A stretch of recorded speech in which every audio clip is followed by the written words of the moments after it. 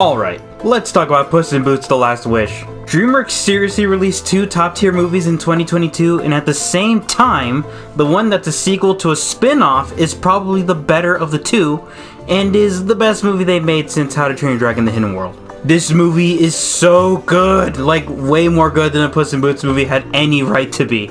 It's actually difficult to find something that's substantially wrong with the movie.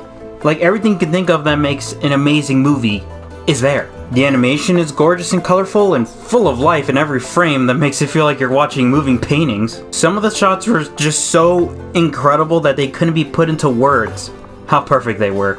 They just need to be witnessed. Another aspect of the animation worth praising that I haven't seen many other people talking about was the redesign of the universe compared to the previous Shrek films. It's not really a secret at this point that the whole reason that Shrek exists in the first place was to be like the anti-Disney franchise. That's why it centers on fairy tales flipped on their heads. But that also involved a design style of making the characters look realistic as opposed to the more cartoony Disney style. But it looks like DreamWorks have decided to finally dial down the realistic look of the Shrek characters, and they look much better now, especially Puss in Boots and Kitty Softpaws. I mean, if you look at them compared to the original Puss in Boots, they look so much better. The story was amazing as well, with every moment being important to the plot and adding to each of the characters' involvements. It was actually a very engaging quest with, equally engaging characters, sometimes more so. Speaking of which, these characters were fantastic. Puss in Boots is as carefree and even more fun than we remember him, until of course his 8th life is used up and suddenly he must go through changes and becomes a much more interesting character because of it. The other characters are also great, but I prefer to save my thoughts on them in the spoiler portion. But yes, the wolf is the coolest character ever. Like, oh my god, he's so cool. Not to mention the wolf's whistle, which whenever he appeared was definitely chilling and perfectly creepy. Voice acting was great too. Everyone really put their all into the performances and brought much more life into the characters. Alright, but now it's time for spoiler talk. If you want to avoid this part and get to my final thoughts and grade, then you might want to skip to the time listed on the screen. Otherwise, let's get to it, shall we? Okay, so I need a moment to really share my appreciation for the characters of the movie, because surprisingly, for a DreamWorks film, they were all fantastic. Puss in Boots was made so much more interesting with added depth to his personality, since for most of the film, he's not feeling like how he used to, since as he says himself, Puss in Boots is dead until he gets his 9 lives back. But that vulnerable side of him we've never seen felt like a new character, which he technically is since his behavior and anxieties were very much affecting him unlike any way before. Makes for such an interesting take on what was once a one-note character. Alright. But Perito was the big surprise to me, and I'm sure to many others as well. When the trailers released for the film, it felt like he was going to be, another one of the typical annoying DreamWorks side characters to make stupid jokes and be a marketable, plush bait or something. And to be fair, the cute eye scene is kind of exactly what that was. But no. Perito actually turned out to be one of the best characters, and he had some of the most important, purposes to the story, with an endearing personality as well. It becomes clear so quickly that he just really cares about others and wants to train to be a therapy dog and bring joy to those in need. The scene where Puss is having a severe panic attack and Perito decides to rest his head on Puss's belly to calm him down, that warmed my heart so much, and I know will destroy certain people who watch it. It was so well done. Plus, the idea that Perito went through worse than any other character in the film and still comes out on top since he views everything with positivity was really good. But now, let's talk about death. The coolest movie character we've seen for quite some time. This guy is so unbelievably awesome.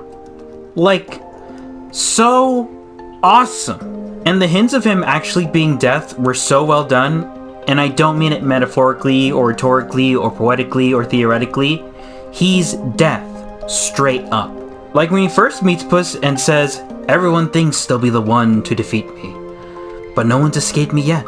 Which at first seems like the typical villain banter to make them seem strong and threatening and like he's gassing himself up. But then when it's revealed he's actually death, then that line actually becomes more meaningful, because now we know the reason no one's escaped him before is because no one can.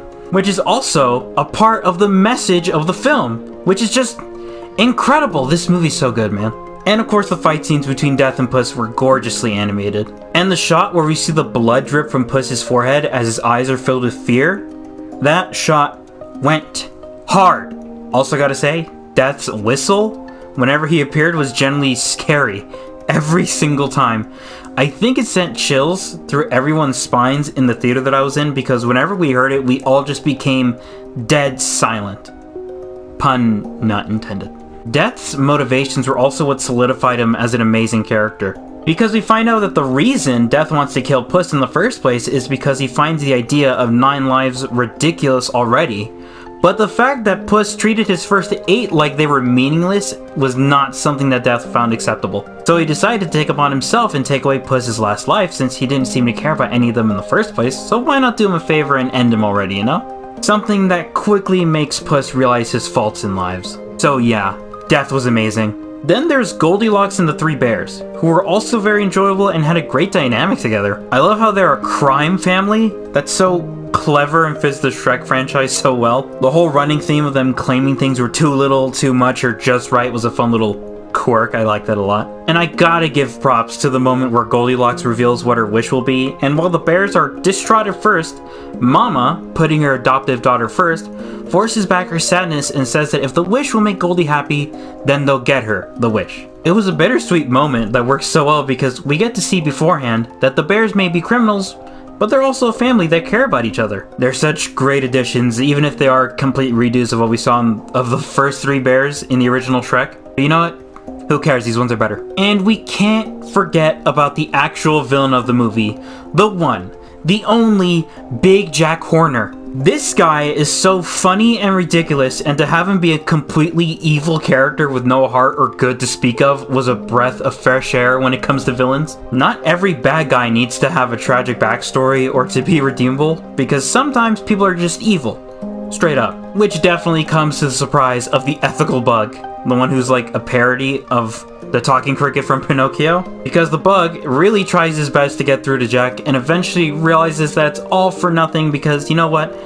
Jack is simply a heartless monster. Sweet mother of goose, Jack! That was horrible!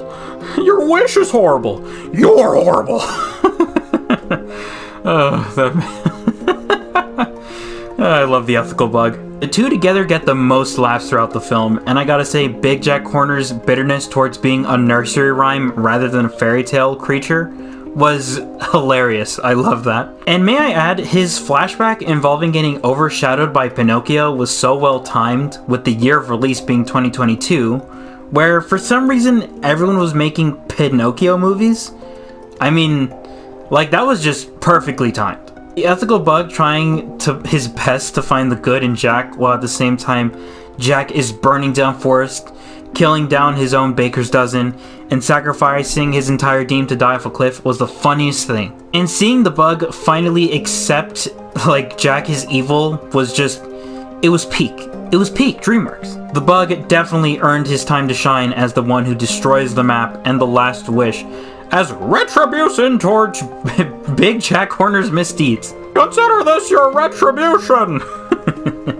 What the Phoenix do?